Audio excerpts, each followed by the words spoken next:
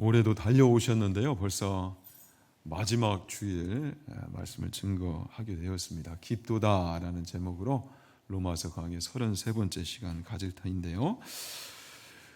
어제 여러분들 다 아실 거예요. 우리 노예의 문흥동에 그 호산나 교회 담임 목사 이취임식이 있었어요. 우리 원로 목사님께서 그 모든 과정을 또 주관하시고 어제도 또 축도를 해주셨는데 이제 우리 교회 사례를 들면서 또 격려를 해주셨거든요. 참 감사했습니다. 그래서 거기 이취임식 다녀오고 또 저희 딸아이가 마침 또 생일이더라고요. 그래서 그 축하도 하고 이러다 보니까 시간이 훌쩍 갔어요.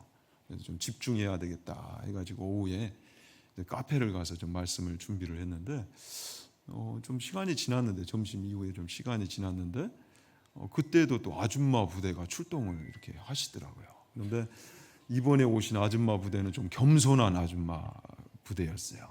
벼가 익을수록 고개를 숙인다고 한 60대는 다 넘어 보이시는 분들인데 정말 세월 앞에 장사 없다 이제 이런 대화들을 나누고 또 어느 한 분이 이분들은 20대 때부터 다 그 관계를 이어오신 분들 같아요. 어느 한 분이 옆에 있는 그 친구 볼을 딱 잡더니요. 아무개 20대 때는 그렇게 그냥 볼이 탱탱했는데 어쩌다 이렇게 쪽을 할망구가 됐어 이래요. 이거 제 말이 아니에요. 그분이 이제 그 이야기를 하시면서 분위기가 굉장히 숙연해지더라고요. 그래서 제가 설교 준비가 아니라 아무래도 사명감을 가지고 전도를 해야 될 것 같은 그런 분위기예요. 근데 감사하게 이분들이요 교회를 다니시는 분들이더라고요. 그래서 한 해를 이야기의 마무리는 참 감사로 이렇게 하는 그래서 참 좋았어요. 지난주에 어느 목사님 한 분도 목회를 규모 있게 하시거든요. 근데 이제 고민을 털어놓는 거예요. 이분이 번아웃 아닌 번아웃이 왔어요. 그래서 목회를 더 해야 되나 그만해야 되나 이제 이런 대화들을 나누면서 저의 이제 삶도 좀 이야기를 하고 그런데 이분이 이제 또 마무리를 그렇게 하시더라고요. 그래도 하나님이 계시기에 힘들면 힘든 만큼 또 하나님이 이것을 과정되게 하시고 또 그에 합당한 은혜를 주실 거다. 이렇게 또 마무리를 하시더라고요. 참 좋았어요. 그래요. 우리 삶에는 누가 계시기에? 하나님이 계시기에 올해도 그 마침표가 감사가 될 수 있기를 진심으로 축원합니다. 그럴 수 있는 것이죠. 나 홀로 사는 인생이 아니고 누가 계신다? 하나님이 계신다. 하나님이 우리를 통치하시고 인도하고 계신다. 자, 오늘 주요 구절은 깊도다 하나님의 지혜와 지식의 풍성함이여. 우리 세 번 묵상할까요? 깊도다 하나님의 지혜와 지식의 풍성함이여. 깊도다 하나님의 지혜와 지식의 풍성함이여. 깊도다 하나님의 지혜와 지식의 풍성함이여. 자, 우리가 계속해서 지금 이스라엘의 이 실패를 다루고 있습니다. 9장부터 11장까지 이걸 반복해서 다뤘어요. 반복해서 계속 성경이 우리에게 이 말씀을 하시는 까닭은 그만큼 중요하다는 거죠. 아울러서 우리가 구원에 관해서 오해하고 있는 지점들이 참 많다라는 거예요. 그래서 계속 이 부분을 지금 반복해서 다루고 있는데 이제 오늘로 좀 11장을 마무리를 하려고 합니다. 제가 이걸 더 했다가는 아무래도 목사 건강에 이상이 좀 있을 것 같아요. 그래서 이대로 이제 마무리를 짓고 12장으로 넘어가려고 하는데 자, 오늘 또 이스라엘 실패와 이 이방 나라의 구원과의 함수 관계 어떤 연관성이 있고 이것이 우리에게 주는 교훈이 무엇인가 이것을 다루고 있어요. 11장은 특히나 이제 논쟁이 많은 그 장인데요. 이런 이제 구절들이 소개가 되기 때문에 오해하는 바가 있다라는 겁니다. 17절에 또한 가지 얼마가 꺾이었는데 돌 감람나무인 내가 그들 중에 접붙임이 되어 장 감람나무 뿌리의 진액을 함께 받는 자가 되었은즉.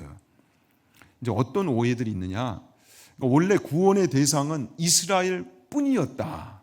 그런데 이스라엘의 실패로 인하여 일종의 티오가 생겼다는 거죠. 그 티오에 이방 나라들이 이제 들어왔다라는 거예요. 여러분 이게 맞아요? 틀려요? 그리고 또 하나의 오해는 그럴 수 있도록 그 티오를 만들기 위해서 하나님이 일부러 이스라엘을 실패하게 하도록 이끄셨다는 거죠. 그 내용이 이제 또 25절에 소개가 되죠. 형제들아 너희가 스스로 지혜 있다 하면서 이 신비를 너희가 모르기를 내가 원하지 아니하노니 이 신비는 이방인의 충만한 수가 들어오기까지 이스라엘의 덫은 우둔하게 된 것이라. 글로벌 히트작이죠. 여러분 오징어 게임 보셨어요? 오징어 게임 보신 분? 많이들 안 보셨네요. 저도 시즌 1을 안 봤어요. 그렇게 유명한 작품인데도 시간도 많이 걸릴 것 같고 그래서 보지를 못했는데 시즌 2가 또 나왔다고 그래요. 그래서 이번엔 제가 좀 봤습니다. 이게 도대체 왜 이렇게 유명한가? 그런데 그 오징어 게임을 보면 놀이가 생사를 결정짓는 그 치열한 경쟁이 되어 있죠. 어찌 보면 우리의 이 삶을 그려내고 있는 모습일 수도 있는데 뭐 어릴 적 그 놀이했던 향수를 또 자아내는 그런 내용도 있지만 죽어서 그 자리를 차지해야 되는 그 티오를 만들어야 되는 이런 치열함이 그 안에 있더라고요. 그러니까 막 잔인하기도 하고 이게 왜 이렇게까지 유명한가. 근데 어릴 때 그 놀이가 이 소재가 되기 때문에 좀 재미는 있더라고요. 그러나 아무튼 좀 그 참 이 잔인한 드라마가 그렇게까지 히트작이 됐나 이런 생각도 가져봤어요. 하나님이 이스라엘의 실패를 통해서 구원의 그 티오를 이런 식으로 만드신 거예요? 그게 아니란 말이죠. 그런데 오해를 하고 있는 이들이 있어요. 여러분 우리가 신앙에 있어서 기본 전제를 좀 갖출 필요가 있는데요. 하나님은요, 우리의 믿음의 대상이신 하나님은 그분의 일하심에 있어서 계획도 또 그 계획을 이루시는 방법도 지극히 선하시고 의로우시고 아름다우신 하나님이심을 우리가 놓치지 말아야 됩니다. 하나님은요, 실패가 없으신 분이에요. 우리처럼요, 무슨 일을 하다가 비로소 알아. 그 교훈을 얻어 다음 일을 하는 그런 하나님이 아니시라고요. 그러니까 응급처치가 필요하신 분이 아니시라고요. 좀 쉽게 말하면 땜빵이 필요 없으신 하나님. 이해되세요? 하나님은 그런 분이세요. 실수가 없으신 완전하신 하나님, 전능하신 하나님이시단 말이죠. 그래서 이 하나님을 우리는 믿고 그분을 의지하여 살아갈 때에 우리 신앙생활에 있어서 신앙의 큰 이 기본 전제가 있어야 돼요.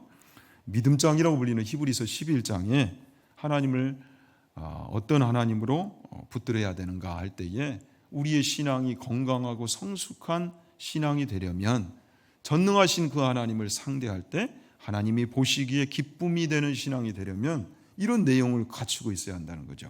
하나님께 나아가는 자는 반드시 그가 계신 곳과 또한 그가 자기를 찾는 자들에게 상 주시는 이심을 믿어야 할지니라. 참 우리 찬양팀이 우리 장로님이 이 선곡을 하시는 거 보면 참 기도를 많이 하고 하시는 것 같아요. 제가 주일 이 옹보를 우리 장로님하고 나누지 않아요. 그런데 참 이 찬양이 또 말씀과 참 연결되는 부분들이 많이 있거든요. 신년에도 우리 예배가 중요한데 예배를 위해서 여러분들 많이 기도해 주시기를 바라고요. 또 찬양팀이 더 단단하게 또 우리의 예배를 여는 그런 은혜가 있었으면 합니다.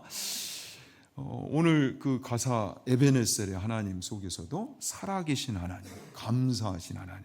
그런데 이것이 우리 신앙에 있어서 큰 골자가 돼야 된다고요. 믿음의 대상이신 하나님을 어떻게 바라보는가 또 상대하고 있는가 할 때에 단연코 하나님은 살아계신 하나님, 그리고 우리에게 상을 주실 수 있는 좋으신 하나님, 감사하신 하나님이라는 거죠. 그런데 하나님을 상대하면서도 아무튼 문제만 생기면요, 틈만 보여라. 내가 이럴 줄 알았어. 이런 분들이 계세요. 그죠? 그래서 그냥 투정과 원망을 잔뜩 늘어놓는, 문제만 만나면 또 그냥 도루묵이 되는 그런 신앙. 그 신앙은 하나님 앞에 기쁨이 되는 그런 성숙하고 건강한 신앙이 아니라는 거예요. 그러니까 하나님을, 그 크신 하나님을 상대하면서도, 믿는다 하면서도 저기 어디 알라딘 램프의 지니처럼요, 심부름꾼 정도밖에 생각을 안 하는 거예요.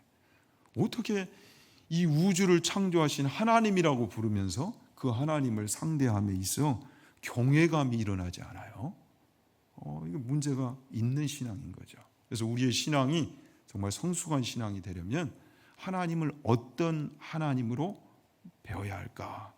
우리 올로 목사님께서 올해 오셔서 참 귀한 말씀을 주셨는데 창세기를 통해 이 아브라함의 신앙을 소개하면서 독자 이삭까지 하나님께 바칠 때에 하나님의 인정을 받았다는 거죠. 우리 신앙은요, 하나님이 인정해 주시는 신앙이야 할 줄로 믿습니다. 그래서 내가 나를 경외하는 줄 이제 알겠다. 그 지점까지 우리는 나아가야 되는 거예요. 성장해야 되는 거예요. 하나님이 인정해 주지 않는 신앙은요, 세상이 아무리 우리가 어떤 직분을 가지고 아무개 그렇게 인정을 해줘도요, 그건 진짜 인정이 아니라는 거예요. 하나님이 인정해 주셔야 이게 진짜 신앙인 거죠. 교회도 마찬가지예요. 어떤 교회가 건강한 교회인가? 하나님이 인정해 주시는 교회예요. 하나님이 함께 해 주시는 교회고요. 이게 있어야 돼요. 우리 신앙의 내용 속에. 이해되시죠? 자, 그래서 우리는 이 하나님을 어떤 하나님으로 배웠고 상대해야 되는가? 우리 신앙에 있어서 이것이 큰 전제가 되는데, 하나님은요, 이스라엘 그 민족 하나만을 구원하시기 위해서 구원의 계획을 펼치신 게 아니라 성경을 보면 한 사람이라도, 한 영혼이라도 더 구원받기를 원하셔서 심지어 이 심판마저도 유보하시는, 오래 참으시는 하나님으로 우리에게 소개되어 있습니다. 아무도 멸망하지 아니하고 다 회개하기에 이르기를 원하시느니라. 나 구원받았으니 끝? 그것이 아니요, 구원받은 자가 그 구원의 은혜를 알아갈수록, 누려볼수록, 그 가치를 헤아려 볼수록 그대로 있지 않는다는 거예요. 이 광활한 은혜를 어찌 나 혼자만 받고 이대로 머물 수 있겠는가? 생명에 관한 문제인데 내가 무엇이가 한데 그 영원한 영생을 이렇게 소유받을 수 있게 되었는가? 하나님의 은혜다. 은혜다. 그러니까 이 큰 은혜 앞에 반응이 어떻게 돼요? 그 하나님의 심정을 가지고 세상 가운데 나아가게 돼 있어요. 이게 정말 구원을 제대로, 그 은혜를 제대로 누린 자들의 반응이라는 거죠. 하나님의 심정을 알아가면 알아갈수록 그 반응이 나올 수밖에 없다라는 거죠. 그래서 하나님은 예레미야가 3장 33절에도 주께서 인생으로 고생하게 하시며 근심하게 하심은 본심이 아니시로다. 우리 사람들이 고생하는 것을 하나님은 즐겨 하시는 분이 절대 아니세요. 그래서 다시 한번 우리 신앙의 이 기본 전제가, 우리 믿음의 대상이신 하나님은 살아계신 하나님, 놀라우신 하나님, 전능하신 하나님, 크신 하나님, 그리고 좋으신 하나님, 감사하신 하나님, 여기에 있어야 할 줄로 믿습니다. 자, 이스라엘의 실패를 통해서도 우리는 그런 하나님을 만나게 되는데요. 12절에 그들의 넘어짐이 세상의 풍성함이 되며 그들의 실패가 이방인의 풍성함이 되거든 하물며 그들의 충만함이리요. 원래 하나님의 구원 계획은 무엇이었어요? 이스라엘을 선민 삼으실 때에 이들을 제사장 나라 되게 하셔서 그 구원의 은혜가 열방으로 흘러가기를 원하셨단 말이죠. 그런데도 구원자로 보내신 예수 그리스도를 유대인들은 거부했어요. 십자가에 못 박았어요. 자, 이스라엘이 실패했기 때문에 그러면 비로소 이방인들의 구원이 열리게 된 것입니까? 이방인들의 이 구원은 일종의 그러면 차선책이었어요? 그게 아니었단 말이죠. 이것은 무엇을 말해요? 이스라엘이 실패했음에도 불구하고 하나님의 능력과 지혜 안에서는 이 구원 계획이 아무 문제가 없다라는 거예요. 이해되십니까? 이스라엘이 실패했음에도 불구하고 그래서 15절에도 우리 함께 읽읍시다. 그들을 버리는 것이 세상의 화목이 되거든.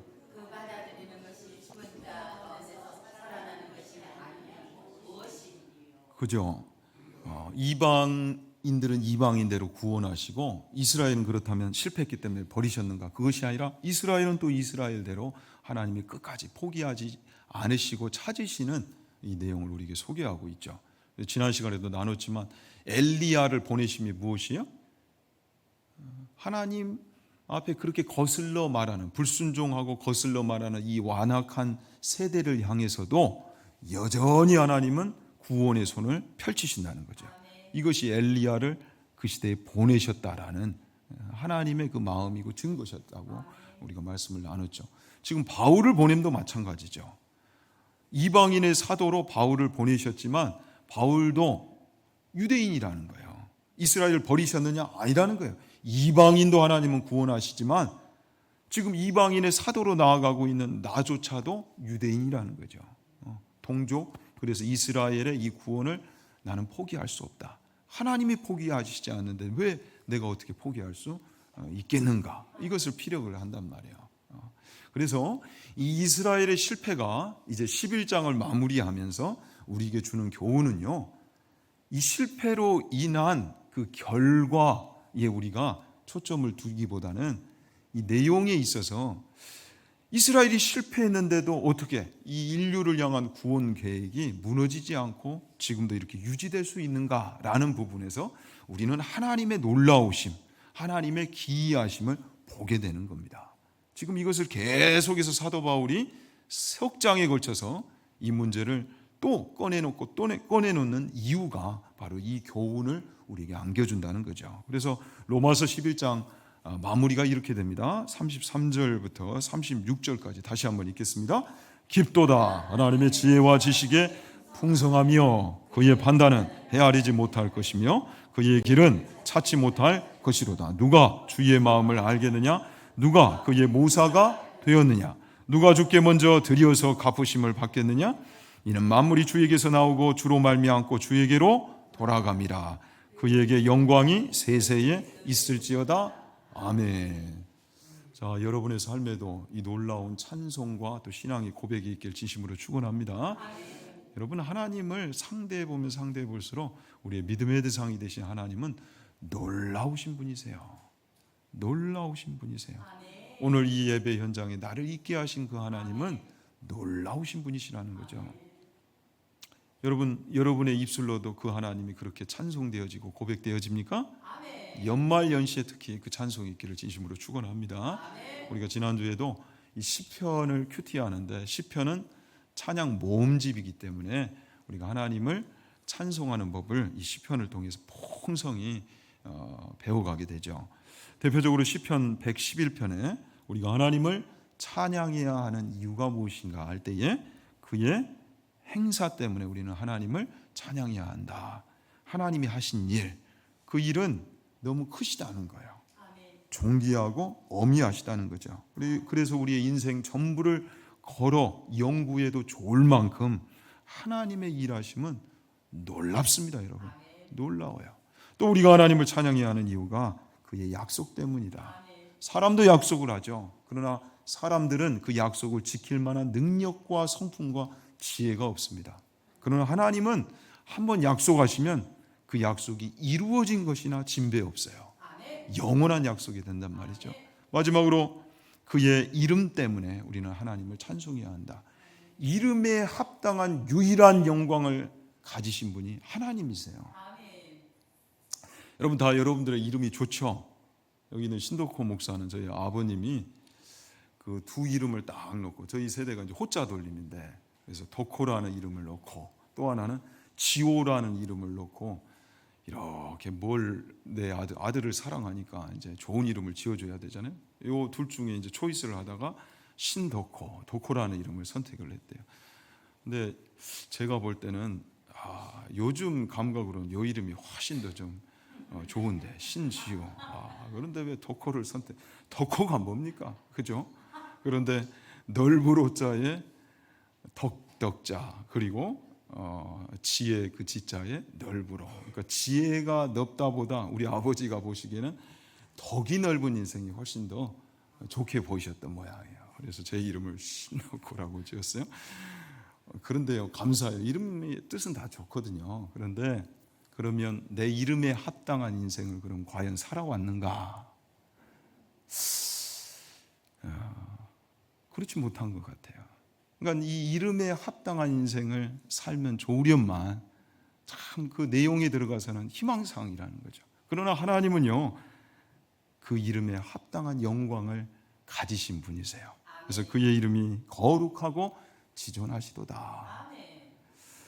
자, 이런 이유로 우리가 하나님을 찬송하지 않을래야 않을 수가 없고 또 하나님을 경외하지 않을래야 않을 수 없는데 이 하나님을 상대하고 또 알아가 볼수록 우리는 그 하나님의 기이하심과 깊이와 그 크심에 놀랄 수밖에 없다는 거죠.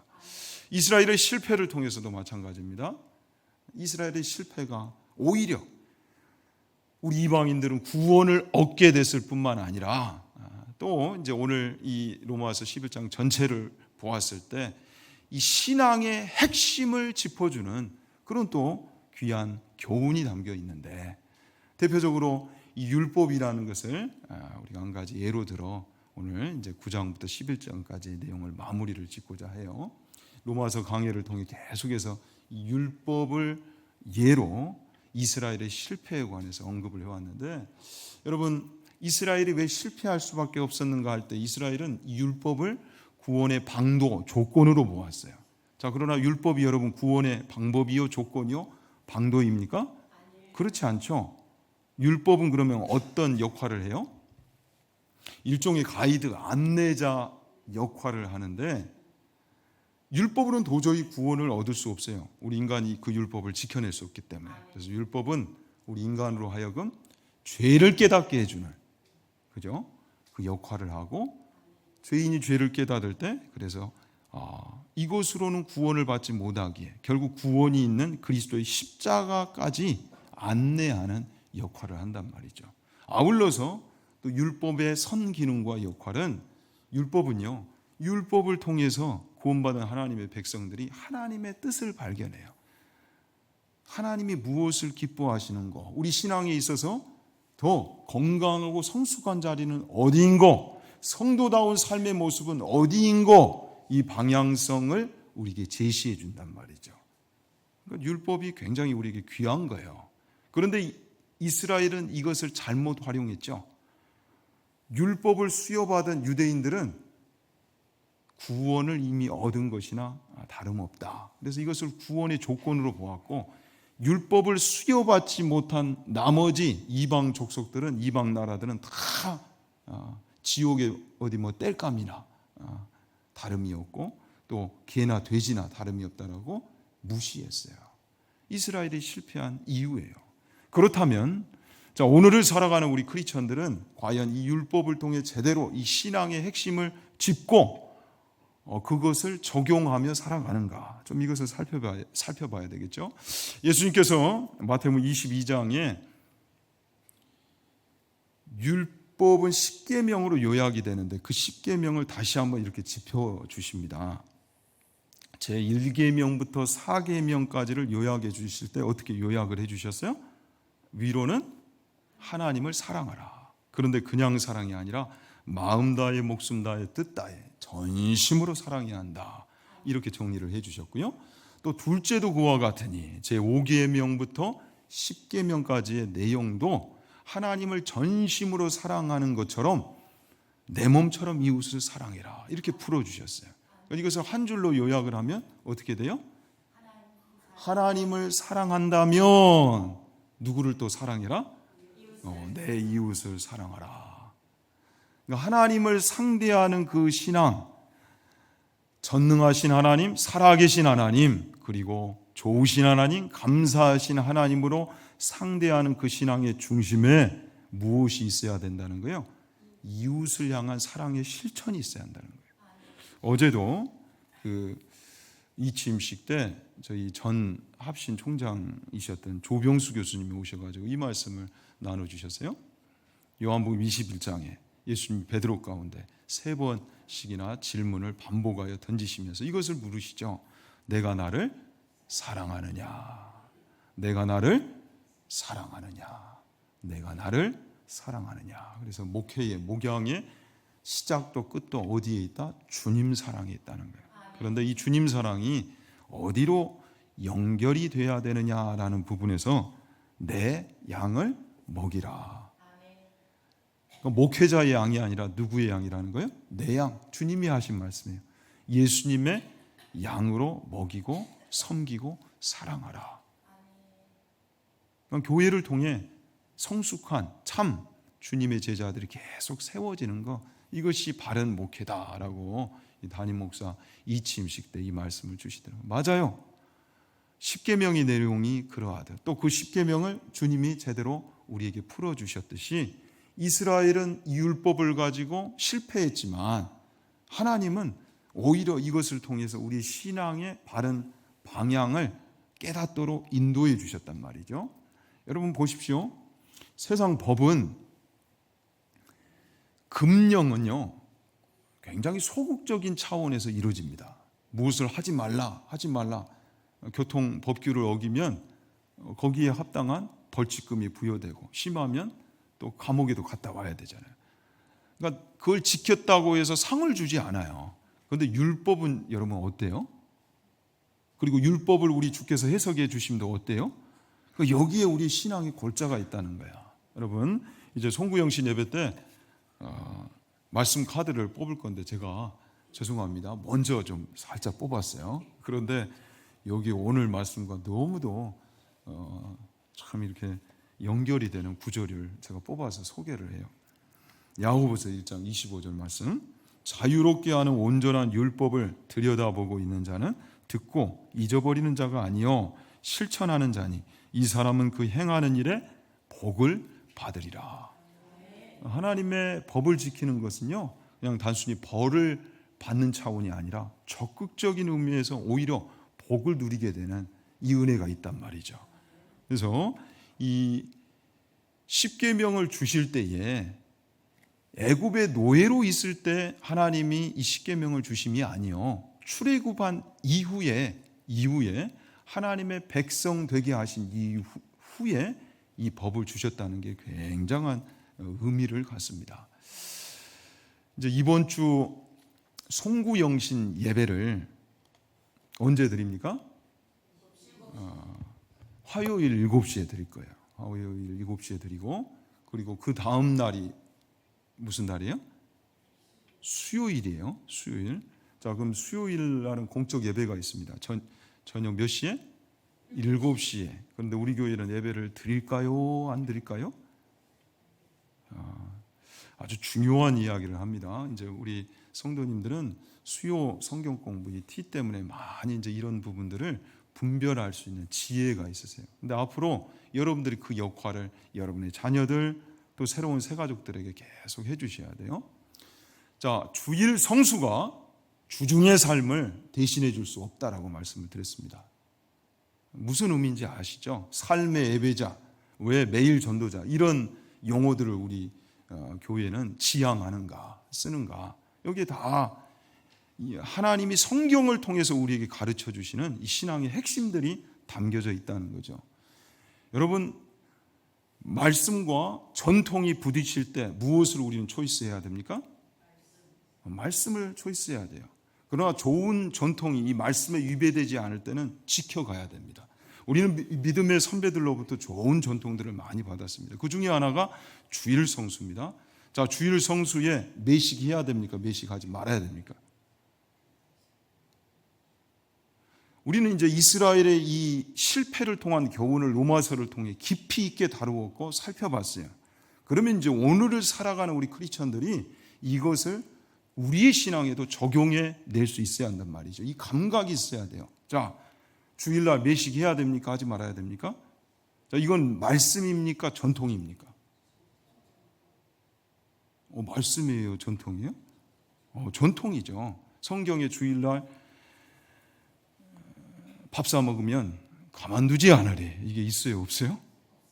자, 그런데 이제 이런 우리 중요한 이제 감각들을 우리는 이제 이런 부분들을 여유를 갖고 이제 다룰 수가 있어요. 자, 여러분 주일날 매식을 하지 않는 건 참 좋은 전통입니다.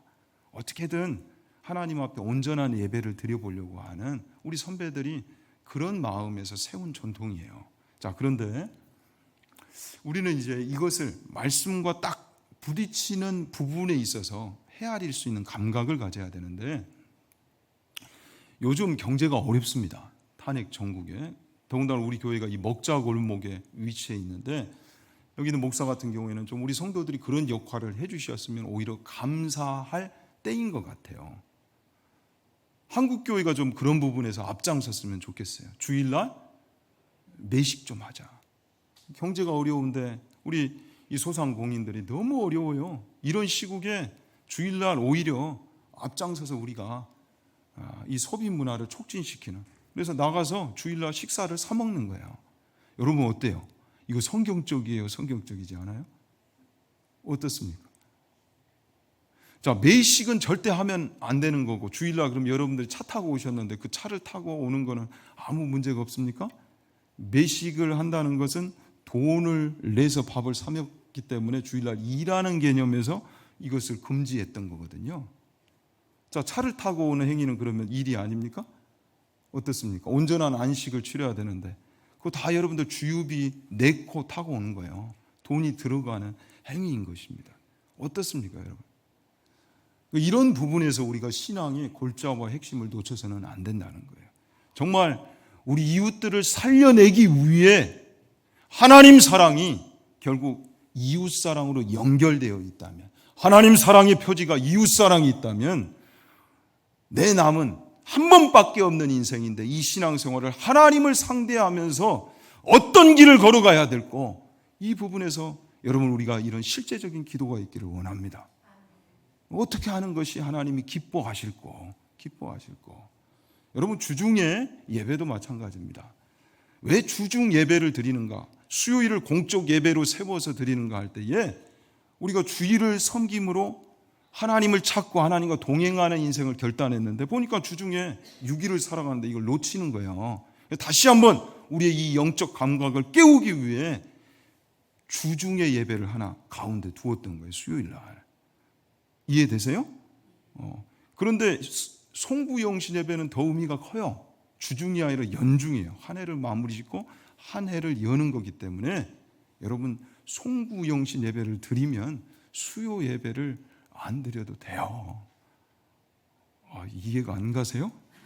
좀 이제 가족들과 함께 제발 자유함을 좀 누리시고 어떻게 한 해를 멋지게 열고 좀 그 생각 좀 하시라고요. 그냥 주일날 어거지로 오고 가족들 다 내팽개치고 주중 3도 마찬가지고, 더군다나 여러분의 3터 1터에서 뭐 우리 성도님들은 이제 이 부분에 있어서 무장이 되어 있으시죠. 여러분 교회 생활을 제발 세상에서 소금과 빛의 역할로 퉁치지 마십시오. 주중의 삶을 주일 성수로 퉁치지 마시라고요. 이 예배에도 목사의 그 말씀 속에서 깨닫는 그거 하나로 인사이트로 하나님과 관계를 퉁치지 마시라고요. 이해되세요? 절대 바꿀 수 없는 거예요. 여러분의 3터와 1터에서 내가 하나님을 믿는 자답게 살아가는 그 모습을 보여주는 거 하나님이 기뻐하시는 것이라고요. 예배를 드린 자답게 여러분의 삶도 그 예배가 투영되는 이 영광이 있기를 진심으로 축원합니다. 이게 있어야 돼요, 여러분. 근데 이런 자들이 하나님 앞에 부요한 자다고요. 여러분 올해 이제 마지막 이 주일 예배를 마치면서 누가복음 12장 말씀으로 한 해를 마무리하기를 원합니다. 세상은 둘로 딱 쪼개진대요. 영적으로는 아무튼 중간지대가 없어요. 둘로 나눠지는데 한 자는 자기를 위하여 재물을 쌓는 인생이 있는가 반면 또 하나의 인생은 하나님께 대하여 쌓는 인생이 있대요.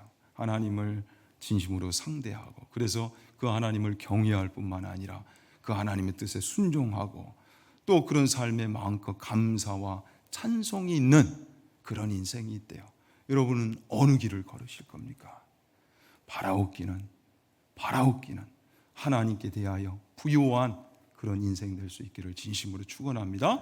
나는 지금 어디에 있는가? 2024년 나는 이 한 해를 마무리하면서 어느 자리에 있는가? 그것을 돌아보기를 원하고 그 마음으로 이 구절 읽고 마치도록 하겠습니다. 하나님은 이르시되 어리석은 자여 오늘 밤에 내 영혼을 도로 찾으리니 그러면 내 준비한 것이 누구의 것이 되겠느냐 하셨으니 자기를 위하여 재물을 쌓아두고 하나님께 대하여 부요하지 못한 자가 이와 같으니라. 기도하겠습니다. 하나님 아버지, 은혜를 감사드립니다. 우리가 무엇이 간데 하나님을 상대하는 자리에 있습니까? 우리를 구원하시고 자녀 삼으셔서 하나님의 지혜와 지식의 풍성함을 알게 하시니 그 은혜 그저 놀랍고 놀라울 뿐입니다. 아오니 우리의 남은 인생을 더욱 하나님을 경외하고 하나님의 뜻에 순종하며 그래서 그 열매로 마음껏 감사하고 찬송할 수 있기를 원하오니 우리를 인도하여 주시고 주관하여 주옵소서. 정말 하나님께 대하여 부요한 우리의 인생 되기를 원합니다. 이 한 해를 그런 은혜 속에서 잘 마무리하고 또 새해를 멋지게 열 수 있는 하나님의 귀한 자녀들 될 수 있도록 인도하여 주시옵소서. 예수님의 이름으로 기도하옵나이다. 아멘.